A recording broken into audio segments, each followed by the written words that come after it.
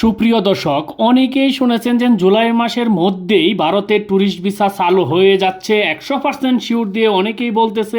এইরকম নিউজ আপনারা ইতিমধ্যে পাচ্ছেন।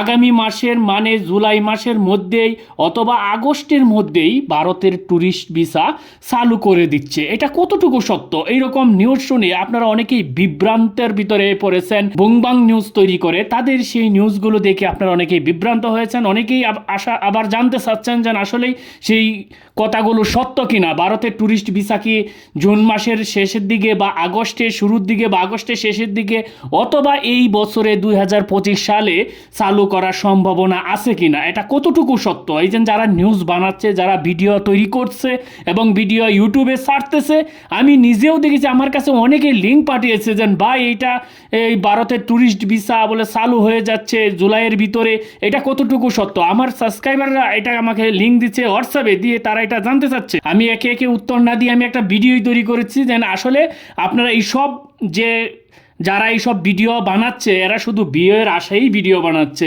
আপনাদেরকে আমার একটি প্রশ্ন, আপনারা কি জানেন যে মেডিকেল ভিসা যেন এবার এখন যেন দিচ্ছে সেটা সীমিত সরে দিচ্ছে, বেশিরভাগই স্লট পাচ্ছে না, যা দিচ্ছে তাও আবার নামমাত্র। যদি মেডিকেল ভিসায় আপনার যদি না চালু করে, সর্বসাধারণের জন্য যদি অনুমুক্ত না করে আগের মতন, তাহলে আপনার কিভাবে আশা করেন যেন ট্যুরিস্ট ভিসা চালু করে দিবে? অনেক ঝামেলার মধ্য দিয়েই কিন্তু মেডিকেল ভিসা পেতে হচ্ছে, তাও আবার নামমাত্র। সবাই মেডিকেল ভিসা পাচ্ছে না, তাহলে আপনি কিভাবে তাদের নিউজগুলো আপনারা বিশ্বাস করবেন? এইগুলো নিউজ সম্পূর্ণ হয়েছে মিথ্যা এবং বানোয়াট। ভিসা কখন চালু হতে পারে সেই সম্ভাব্য তারিখটাও বলছি। এর আগে বলি যে অনেকেই বলছে যে ভাই এন্ট্রি ভিসা নিয়ে তো ভারতে যাচ্ছে।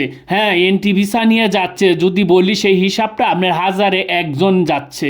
সেটা কারা যাচ্ছে? সেটা সাধারণ মানুষের জন্য না, এটা যাচ্ছে এম্বাসি ফেস করার জন্য।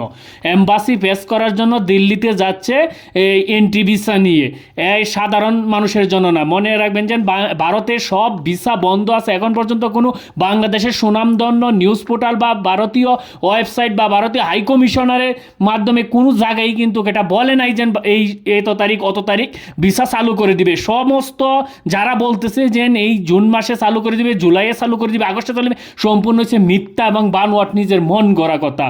একটা কথা মনে রাখেন যে ভিসা এখনও বন্ধ আছে। কখন ভিসা স্বাভাবিক হবে সেটা আমরা জানি না, তবে একটা আশা করা যাচ্ছে যে বাংলাদেশে নির্বাচনীয় সরকার না আসা পর্যন্ত ভারত কখনোই ভিসা স্বাভাবিক করবে না।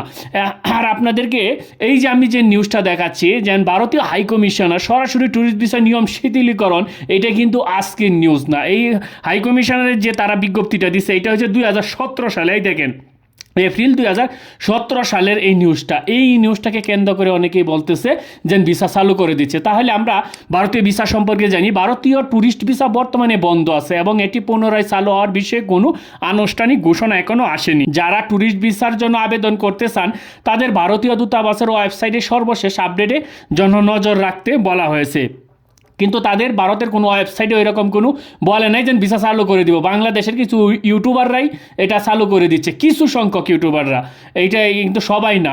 ভারতীয় ট্যুরিস্ট ভিসার বর্তমানে বন্ধ থাকার কারণ হলো ভারতীয় দূতাবাস থেকে এখনও কোনো আনুষ্ঠানিক ঘোষণা আসেনি যা ট্যুরিস্ট ভিসা পুনরায় চালু হওয়ার বিষয় নিশ্চিত করবে।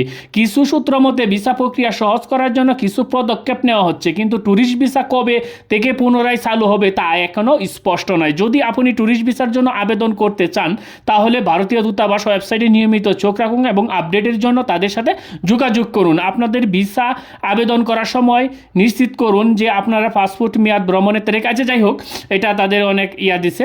এখন আপনাদেরকে একটি কথা বলি যে এই যে ভারতের ভিসা যারা বলতেছে যে অমুক তারিখে চালু করে দিছে, খেয়াল রাখবেন সে বিষয়টা হচ্ছে যে তারা বলবে যে বিশেষ সূত্র থেকে আমরা খবর পেয়েছি যে আগামী মার্চ মাসের ভিতরে, জুলাইয়ের মাসের ভিতরে, আগস্টের ভিতরে ভারতের ট্যুরিস্ট ভিসা চালু করে দিচ্ছে, সবাই যেতে পারবেন ভারতে।